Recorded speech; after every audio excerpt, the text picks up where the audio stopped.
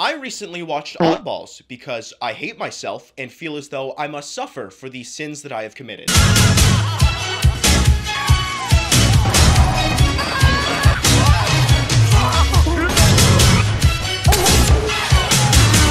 I want to preface this entire video by saying that I am not a reviewer. This is not a review. This is the ramblings of an escaped goat alleged. And though I myself may not be a reviewer, I do know somebody who is. Oh, it's still me, but now I'm a rant tuber, haha. Oh, arms are crossed. You know what that means. It's time to get racist. This entire series is, terrorism! It's not the worst thing I've ever seen. I have been on Nikocato's OnlyFans, and that is by far more vomit-inducing, but it is, in all aspects, equally as terrible. Though it's not all bad, there were, like, 2 or 3 moments where I got a genuine...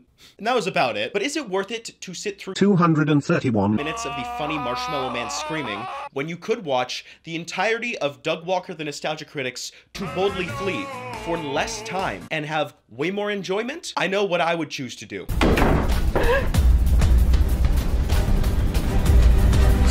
I don't know what to say. This show is incredibly confused on what it wants to be and who is it for. Because if this is for fans of James's content, it's boring and it's cringe. If it's for the fucking diarrhea diaper babies that it seems like it's aimed at, then why are there scenes like this?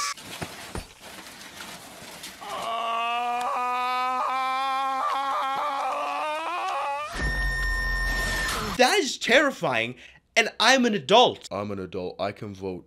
I pay taxes. Oh no. And if the show wasn't made specifically for me, then why is James so thick and juicy in every goddamn episode? Oh god. Oh god. I'm gonna squirt. Now, the show follows a whimsical, childlike episodic format, meaning that it is complete fucking nonsense. The show follows James playing himself and his half-human, half-crocodile abomination hybrid best friend as they get into wacky, quirky hijinks. It's not easy! I wasn't talking to you, I was talking to myself, because I am freaking out! But the crocodile friend, I think his name is like Tony, or like Tyrone, or like Alan. I genuinely don't remember. What really matters is that Ricardo the alligator is hot. Like, I would let this dude do terrible things to me. But sexy crocodile and a thick white man are not nearly enough to save this terrible show. So let us start where all great stories commence, from the beginning. Where else would we start? Oh, we're gonna start at the end? Oh, is this in medias res? What are you, fucking film major? Oh, and a spoiler warning. There will be spoilers. If you care about that, shouldn't you be in preschool? Episode 1. I fucking hate the toast song. What's full of wheat, germ, and loaded with yeast? Thunder bread for humans and beasts! Makes a good sandwich, but is better as toast. Toasting makes a bread tastier than most. So toast it. Toast it. Episode 1 starts with James and his crocodile boyfriend having a sleepover. They both fuck and create a sentient living toaster. They decide after their perfect sleepover. Now that was the perfect sleepover. Perfect sleepover. Perfect breakfast. Perfect toast. Perfect sleepover. Perfect sleepover. Perfect breakfast.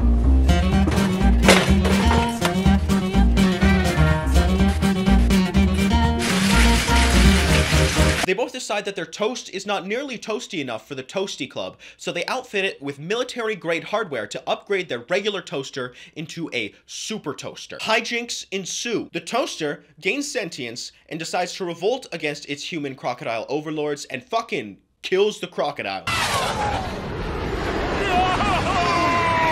Cold blood on the street. Bloods, Crips, toasters. I'm in the toaster gang. Eventually, they both come together and kill their child. And at that point, they learn a valuable lesson. Maybe the real toast was the friends we made along the way. The episode is inoffensive, which is bad. It's boring. And boring is infinitely worse than terrible. Episode 2. Episode 2 sees James trying to get a new phone from his mom, presumably to look at the monosodium glutamate website. Hijinks ensue. Are we noticing a pattern here? Your parents still won't buy you any tech? Nope. Mine is a tracking device embedded in my neck. But this episode brings up a huge question. How old is James? Because if he's supposed to be the real-life funny Marshmallow Man, then why is he still living with his parents? Dad, I want to talk to you about my phone. And if he's supposed to be a toddler like he's portrayed here, then why does he speak like the normal adult James, who is a grown adult man who pays taxes and has sex? Probably. You see what I mean when I say the show is slightly confused. James' mom says no, so James goes on a Ben Shapiro-style rant that leaves all liberals pissing, shitting, and crying tears of cum. Paper thin? It's your argument that's paper thin. How do you know I can't handle it if you've never actually given me a smartphone? Can you see the future? In the lab, do you just decide how your experiments are gonna come out and not do them? No, you don't. A real scientist would test their theories in the field. Liberal status. Owned, play epic style. You see, I'm drinking, but not in like the usual YouTuber, oh, this film is so bad that I have to drink to process it. Tee-hee. No, I do it because I'm an alcoholic. After getting destroyed epic style by facts and logic, James's mom decides to turn him into the worst thing she can think of. A device that is able to connect to Twitter.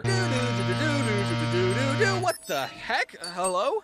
It worked! You're a smartphone! His mom gives him the Herculean task of not fucking dying for a single day. And knowing James, this is incredibly difficult for him because he is a big, dumb. Hang here, Max, and don't come running when you hear him screaming. He's just in excruciating pain. Whoa! Hey there! Not my dongle! That is a child! Do not touch him there! At the end of the episode, the odd MILFs out finds out that James was a bad boy, he gets hacked by Lizard Squad, and fucking dies. Episode 3. Episode 3 is incredibly fucking boring. I genuinely struggled trying to not masturbate to it. IRL James or his writers have this fucking terrible habit of having cartoon James go on these long rant-like speeches that go absolutely nowhere and make my taint itch. I don't know how to describe it, like it's right on the gooch, like right in between the bunghole and the balls, and it just doesn't go away because these rants don't stop. Every episode has to have a minute-long sequence of James using big words and being such a smart little boy. I'm very smart for a toddler, although I am unable to take care of an iPhone or take care of a baby or fucking breathe. We open on a seemingly cool concept. James is in prison. Presumably for drunkenly beating an escort to death. But no, it has to be relatable to the fucking toddlers watching, so he's actually in jail because of homework. Yeah, get some. Oh hey, you're probably wondering how I got in this situation. Well, it all started with homework. So relatable. Put a hashtag on it. Put it on iFunny. Put it on r/funny. Hashtag me when homework. My face when homework. Cut to a long drawn out sequence where James is meditating in an attempt to gain enlightenment and draw out the episode time even more. You boys want a nut? They came with our unattractive food subscription. Mom, we're trying to do homework. I didn't mention this before, but I don't even like women, and James's mom is like fucking hot, dude. During his meditation, James is interrupted by a fly, and as a result, he murders it in cold blood. Well, it turns out this fly was actually his teacher's grandma. Is something wrong? Can I help you? Find somewhere better to cry so you don't embarrass yourself? My grandma McFly went out last night and she never came home. This man is watching porn on the school computer. Mr. Electric, take him to the femur breaker and have his femur broken. So in an attempt to cover it up, James kills his entire family and continues killing and then kills some more. The teacher's family is dead. You straight up murdered that thing! It was interrupting our homework psych-up ritual. Interruptions are the bane of human society. All the great things we have not yet accomplished as a species are not yet accomplished because just as someone was about to figure them out, someone else interrupted. Interruptions are why we don't have jetpacks, Max. Jetpacks! See, this is what I'm talking about. If this is a show for babies, which it appears to be, then put on some baby sensory dancing videos or something, because I am a grown man and I am getting bored.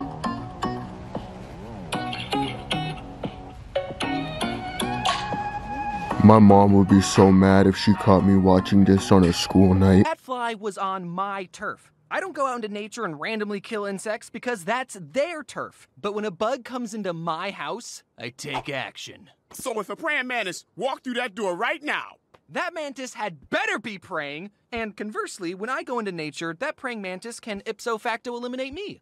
Huh, I never thought of it that way.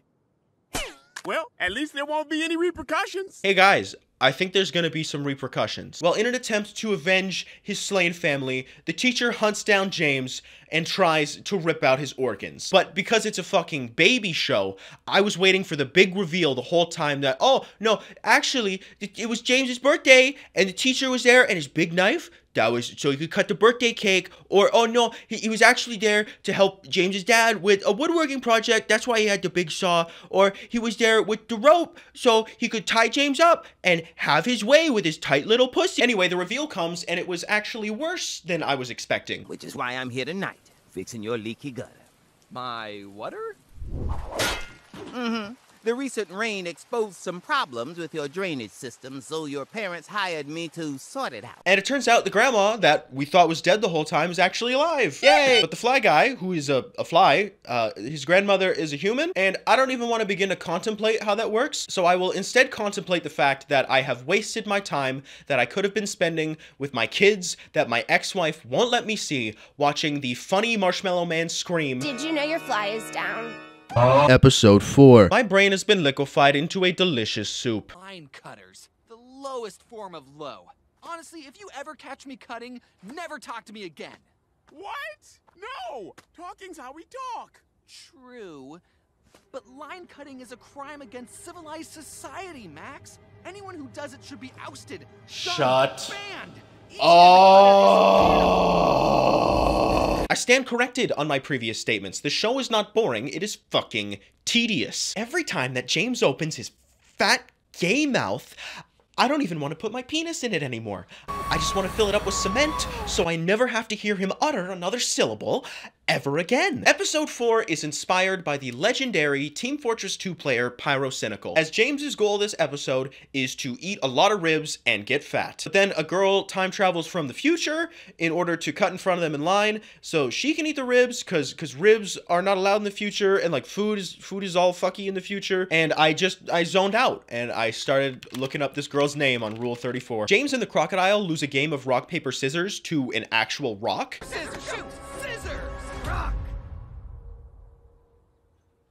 You blew it! Well, it turns out the genetically enhanced super chefs are aliens from another planet that are here to make everybody fat and then eat them. But James saves the day by admitting to the annoying girl that his ass is way smaller than hers. You were right. You were right. And as the episode ends, I Google the least painful way to make a delicious plate of spaghetti so I can eat it and fucking choke to death. Episode 5. It was by this point that I realized that this show was not for me. It's not for anybody. It is made specifically for people that post unironically on Reddit r/prequel memes.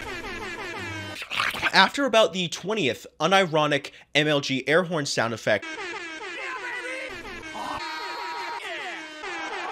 it has dawned on me that this series is 12 episodes long when I initially thought it was 8. So this will be the last episode I talk about because unlike James, I hate fucking repeating myself. But if any of James's fans are watching, I know that short-term memory retention isn't your strong suit. So I'll say this specifically for you. This show is bad, and you should not watch it. In this episode, James becomes the nicest person ever, and he will not let you fucking forget it. Nicest person. Nicest person. I'm the nicest. I'm the nicest person. Nicest person. Nicest person. I'm the nicest person. Nicest person. I'm still the nicest person. Much like white women on Twitter, he has to let everybody know that I am the best person and I have an OnlyFans, but it turns out he's actually possessed by the goo monster from the DreamWorks movie Monsters vs. Aliens. Nobody wants to be possessed by the goo monster from the DreamWorks movie Monsters vs. Aliens. It's not fun. Oh, and the goo? Oh, it's making him real bad. He's not the nicest person ever when the goo's inside him. Oh, he's real bad. He pops some kid's ball, tries to kill his teacher. He starts a YouTube channel named Drama Alert. He's a real bad guy. Whose corpse do you think that is? How long was he in there? Can we get a Matt Pat game theory on the Odd Ones Out? Who was in the locker? Was it Purple Guy? Hello, Internet! Welcome to Game Theory. That corpse was actually William Afton and his cock and balls. But then, through the power of BDSM and friendship, The day is saved. Is this the worst YouTuber show ever made? Yes. This is not some subversive, oh, this is actually a hidden gem that you guys just have to give a chance. It's a little bit rough around the edges. No, it's not a hidden gem. It's a visible turd. It's like an explosive Taco Bell diarrhea with a little bit of copper shavings placed on top of it. It's not completely worthless, but it's pretty fucking close. For a majority of the runtime, I felt completely numb, and the times that I didn't feel completely numb, I felt incredibly irritated. And if you think that, oh, well, you didn't watch the entire thing, so you don't have the right to an opinion, fuck you. This has been Oddballs. My name is Flazefire, and this has been a review of Oddballs by Flazefire. If you like this show, please stay away from me and any school zones, and if you're a YouTuber thinking of making a series, don't.